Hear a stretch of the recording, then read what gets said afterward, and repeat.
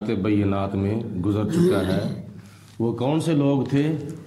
وہ اللہ تعالیٰ کے انبیاء علیہم السلام تھے، یعنی حضرت ابراہیم علیہ السلام، حضرت اسماعیل علیہ السلام، حضرت موسیٰ علیہ السلام۔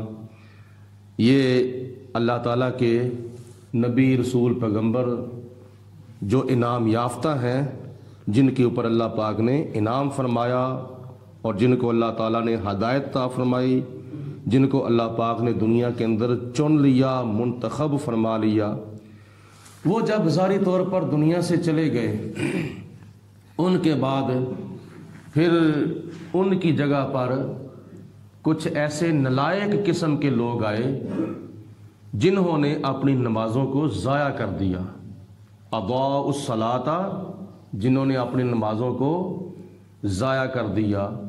ضائع کرنے سے مراد یہ ہے کہ ایک قول کے مطابق کہ وہ نمازیں اس وقت پڑھتے تھے جب وقت گزر جاتا تھا، یعنی ظہر کی نماز عصر کے ٹائم میں پڑھنا، عصر کی نماز مغرب کے ٹائم میں پڑھنا، مغرب کی نماز عشاء کے ٹائم میں پڑھنا، وقت گزار کر نماز پڑھنا، یہ بھی نماز کو ضائع کرنے کا ایک ذریعہ اور سبب ہے۔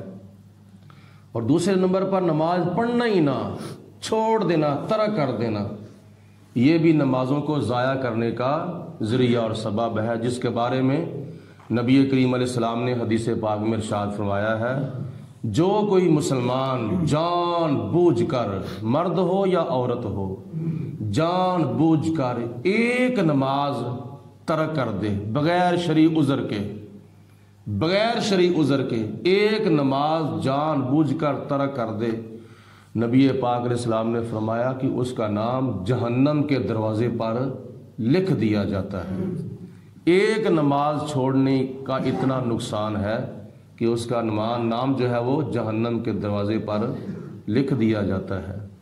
تو جو لگاتار نمازیں چھوڑ دے اور پھر 8ویں دن جمعے کی نماز بھی چھوڑ دے، پھر کسی کو سال کے بعد رمضان المبارک کے اندر مسجد میں آنا بھی نصیب نہ ہو، تو پھر اس کی کتنی بدبختی ہے، کتنی اس کی بدقسمتی ہے۔ یہ بہت بڑا سخت عذاب ہے، بلکہ نماز چھوڑنے کا جو عذاب ہے وہ تو قبر کے اندر بھی ہوگا۔ تو یہ دعا کرنی چاہیے، رب جعلنی مقیم الصلاۃ ومن ذریتی، یا اللہ مجھے بھی نماز کا پابند بنا دے اور میری اولاد کو بھی نماز کا پابند بنا دے۔ آگے اللہ تعالیٰ نے فرمایا کہ وہ نالائق لوگوں کی دوسری نشانی یہ ہے، واتبعوا الشہوات، انہوں نے اپنی خواہشوں کی اتباع کی تھی، اپنی نفسانی خواہشوں کے پیچھے پڑ گئے، یعنی اللہ کے حکم پر عمل کرنے کی بجائے، نیکیاں کرنے کی بجائے وہ گناہوں کے پیچھے پڑ گئے، وہ گناہوں کی اتباع کرنے لگ گئے۔ تو ان کا نتیجہ قیامت کے دن کیا نکلے گا؟ فَسَوْفَ يَلْقَوْنَ غَيًّا، وہ لوگ عن قریب قیامت کے دن جہنم کی خطرناک وادی غی کے اندر داخل کیے جائیں گے۔ غی یہ جہنم کی ایک وادی ہے جس کے بارے میں روایات میں آتا ہے کہ یہ وہ وادی ہے جس سے دوسری جہنم بھی پناہ مانگتی ہے، اور ایک روایت کے مطابق یہ جہنم کے اندر ایک کنواں ہے، جب ساری جہنم اس کی آگ کم ہونے پہ آتی ہے تو اللہ پاک کے حکم سے فرشتے اس کنویں کو کھول دیتے ہیں، اور اس کنویں کو جب کھول دیتے ہیں تو پھر ساری کی ساری جہنم پھر اپنے جوبن پہ آ جاتی ہے۔ اس وادی غی کے اندر ان لوگوں کو اللہ پاک داخل کرے گا جو دو لوگ دنیا کے اندر نمازوں کو ضائع کر دیتے ہیں اور نیکیاں کرنے کی بجائے گناہوں کی اتباع کرتے ہیں۔ الا من تابا، مگر وہ لوگ جہنم میں نہیں جائیں گے جنہوں نے توبہ کر لی۔ کس سے توبہ کر لی؟ کفر سے توبہ کر لی، شرک سے توبہ کر لی، ظلم سے توبہ کر لی، دیگر کبیرہ گناہوں سے جنہوں نے توبہ کر لی۔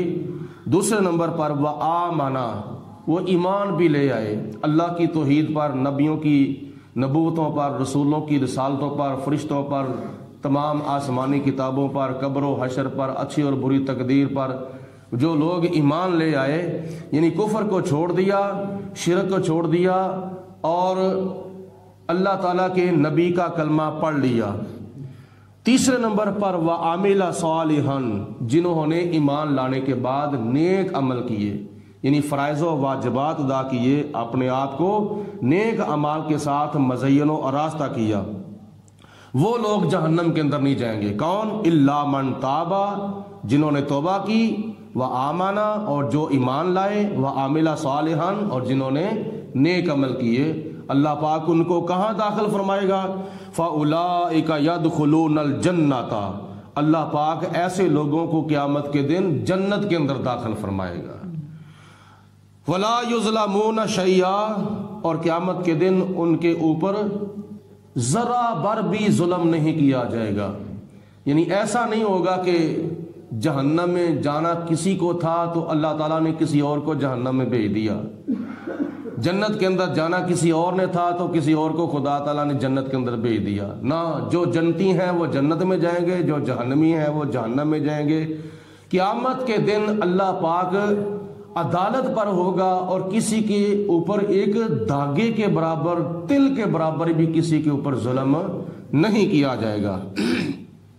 کون سی جنت کے اندر اللہ پاک داخل فرمائے گا ایسے لوگوں کو؟ جنات عدن، وہ جنتیں ہیں جو ہمیشہ رہنے والی ہیں، کبھی بھی ختم نہیں ہوں گی، ہمیشہ کے لیے رہیں گی۔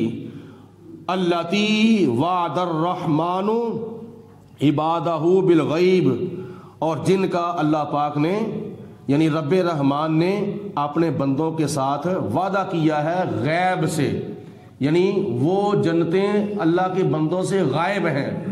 اس وقت ہمیں جنت نظر نہیں آ رہی، وہ ساتویں آسمان پر جنت ہے جو ہمیں نظر نہیں آ رہی، تو اللہ پاک فرماتا ہے جو جنت میں نے اپنے بندوں سے غائب رکھی ہے، اس جنت کا میں نے اپنے بندوں کے ساتھ وعدہ کیا ہے۔ کن لوگوں کے ساتھ؟ جو توبہ کرتے ہیں، ایمان لاتے ہیں اور نیک اعمال کرتے ہیں۔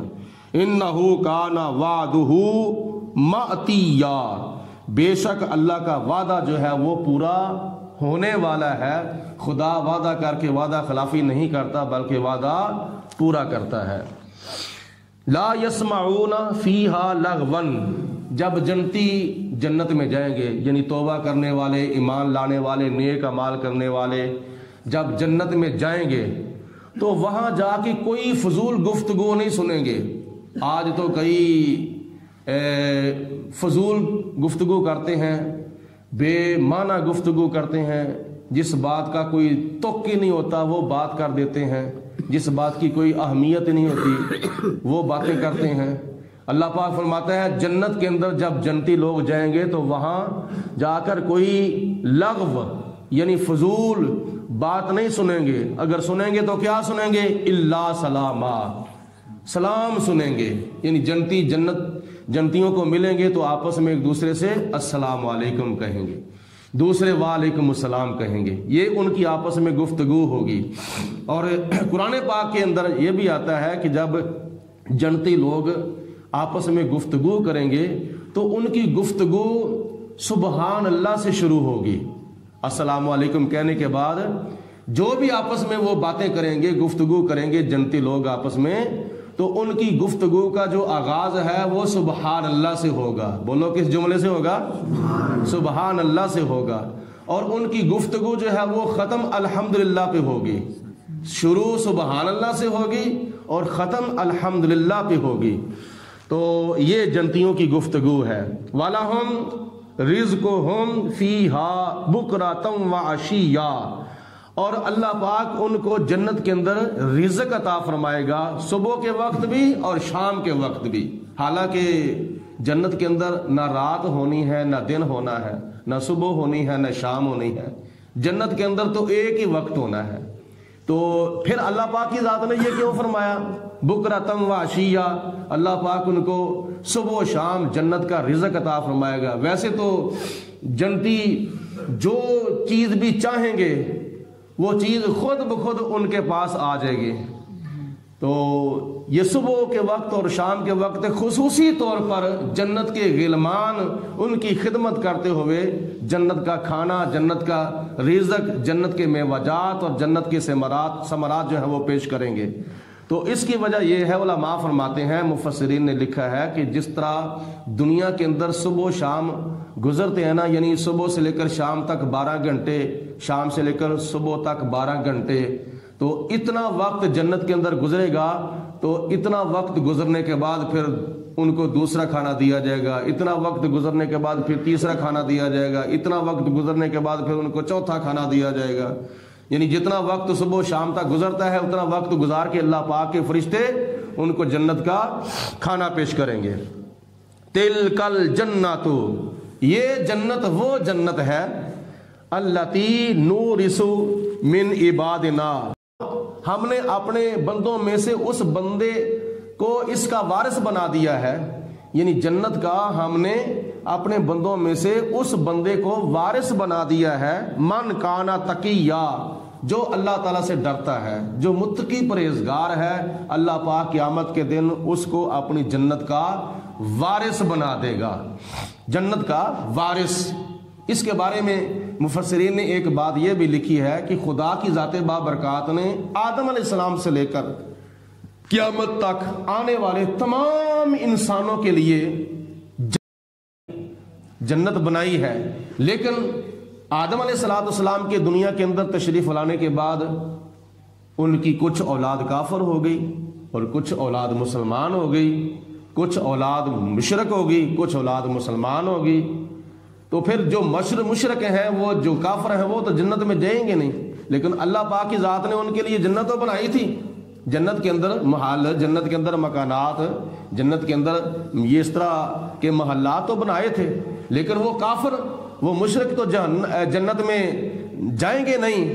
تو مفسرین نے لکھا ہے کہ اللہ پاک نے وہ جو جس انسان کے لیے جنت بنائی ہے، جنت کا حصہ جس انسان کے لیے بنایا ہے، وہ اگر دنیا کے اندر آ کے کافر ہو گیا ہے، مشرک ہو گیا ہے، اس نے تو پھر جنت میں جانا نہیں ہے، اس نے تو جہنم میں جانا ہے۔ تو اللہ پاک وہ جنت جو اللہ پاک نے اس کے لیے بنائی تھی، جو دنیا میں کافر ہو گیا تھا، اللہ پاک اس کا وارث بھی اپنے متقی بندوں کو بنا دے گا، اپنے مسلمان بندوں کو بنا دے گا۔ وَمَا نَتَنَزَّلُ إِلَّا بِأَمْرِ رَبِّكَ، اور فرشتوں میں سے حضرت سیدنا جبریل علیہ السلام نے حضور علیہ السلام کی بارگاہ میں عرض کی، یا رسول اللہ، ہم دنیا کے اندر آتے ہیں تو اللہ تعالیٰ کے حکم سے آتے ہیں، دنیا کے اندر نازل ہوتے ہیں تو اللہ کے حکم سے نازل ہوتے ہیں۔ ایک مرتبہ حضور علیہ السلام نے جناب جبریل علیہ السلام سے پوچھا کہ اے پیارے جبریل، تم میرے پاس آتے ہو تو جتنی بار تم نے آنا ہے اس سے زیادہ کیوں بار نہیں آتے؟ تو جناب جبریل علیہ السلام نے پھر یہ اللہ تعالیٰ کا حکم حضور علیہ السلام کی بارگاہ میں پیش کیا، یا رسول اللہ صلی اللہ علیہ وسلم، ہم اگر آپ کی بارگاہ میں حاضر ہوتے ہیں تو جب اللہ کا حکم ہوتا ہے تو پھر ہم آپ کی بارگاہ میں حاضر ہوتے ہیں۔ اور ایک بات یہ بھی ہے کہ جناب آدم علیہ السلام سے لے کر حضرت عیسیٰ علیہ السلام تک جناب جبریل علیہ السلام تمام نبیوں، رسولوں، پیغمبروں کی بارگاہ میں اللہ کی وحی لے کر حاضر ہوئے ہیں، لیکن کسی کے پاس 2 مرتبہ، 4 مرتبہ، 5 مرتبہ، 10 مرتبہ، 100 مرتبہ، 500 مرتبہ، 1000 مرتبہ نبی پاک علیہ السلام کی بارگاہ میں جناب جبریل علیہ السلام بے شمار مرتبہ حاضر ہوئے ہیں۔ بلکہ روایات میں تو آتا ہے کہ جب رمضان المبارک کا مہینہ آتا تھا تو اللہ تعالیٰ کی بارگاہ سے چھٹی لے کر پورا مہینہ جناب جبریل حضور علیہ السلام کی بارگاہ میں حاضر رہتے تھے، اور اللہ تعالیٰ کے پیارے محبوب علیہ السلام کے ساتھ قرآن پاک کا دور کرتے تھے۔ کبھی حضور سناتے تھے، جبریل سنتے تھے، کبھی جبریل سناتے تھے، قرآن پاک حضور سنتے تھے۔ لہو ما بینا ایدینا، جو کچھ بھی ہمارے آگے ہے وہ بھی اللہ تعالیٰ کا ہے، وما خلفنا، اور جو ہمارے پیچھے ہے وہ بھی اللہ تعالیٰ کا ہے، وما بین ذالک، جو ان کے درمیان ہے وہ بھی اللہ تعالیٰ کی ذات بابرکات کا ہے۔ یعنی اللہ پاک نے جو ہمیں دنیا کے اندر عطا فرمایا ہے، یہ زمین، یہ وقت، یہ بھی اللہ تعالیٰ کی ذات بابرکات کے لیے ہے، اور جو ہمارے آگے آنے والا ہے وہ بھی اللہ پاک کا ہے، یعنی قیامت کا دن، اور قیامت کے دن جو بھی ہوگا، یعنی قیامت کے بعد جو کچھ بھی ہوگا جتنا وقت، وہ بھی اللہ تعالیٰ کا ہے، اور جو ان دونوں کے درمیان یعنی قبر کی زندگی ہے وہ بھی اللہ تبارک و تعالیٰ کی ذات بابرکات کا ہی وقت ہے۔ وما کانا ربک نسیا، اور اے میرے پیارے حبیب علیہ السلام، آپ کا رب بھولتا نہیں ہے، آپ کا رب بھولنے سے پاک ہے۔ رب السماوات والارض، زمین و آسمانوں کا رب اللہ ہے، وہ آسمانوں کا بھی رب ہے اور زمین کا بھی رب ہے۔ وما بینہما، اور جو زمین و آسمان کے درمیان مخلوقات ہیں اللہ پاک ان مخلوقات کا بھی رب ہے۔ فاعبدوہ، تو تم اس کی عبادت کرو، کس کی؟ جو زمین کا بھی رب ہے، جو آسمانوں کا بھی رب ہے، جو ساری کائنات کا رب ہے۔ واستبر لعبادتہ، تو اللہ تعالیٰ کی عبادت کے اندر استقامت اور ثابت قدمی اختیار کرو، پھسل نہ جایا کرو کبھی کبھی۔ جب کوئی امتحان کا وقت آتا ہے، مثال کے طور پر بندہ 5 وقت کی نماز پڑھتا ہے، بارش ہو گئی ہے تو اب نماز ہی چھوڑ دی ہے، یا نماز 5 وقت کی پڑھتا ہے، سر میں درد ہونا شروع ہو گیا ہے، نماز چھوڑ دی ہے، بخار چڑھ گیا ہے، نماز چھوڑ دی ہے، کوئی ایسا ویسا وقت آ گیا ہے، نماز چھوڑ دی ہے، تو یہ استقامت نہیں ہے۔ استقامت یہ ہے کہ خوشی آئے، غمی آئے، مشکل وقت آئے، آسانی والا وقت آئے، فراخی والا آئے، تنگی والا آئے، 5 وقت کی نماز باجماعت ادا بندہ کرتا رہے، تو اس کا نام ہے استقامت، اس کا نام ہے ثابت قدمی۔ حل تعلم لہ سمیہ، کیا تم اللہ تعالیٰ کا ہم نام کوئی اور بھی جانتے ہو؟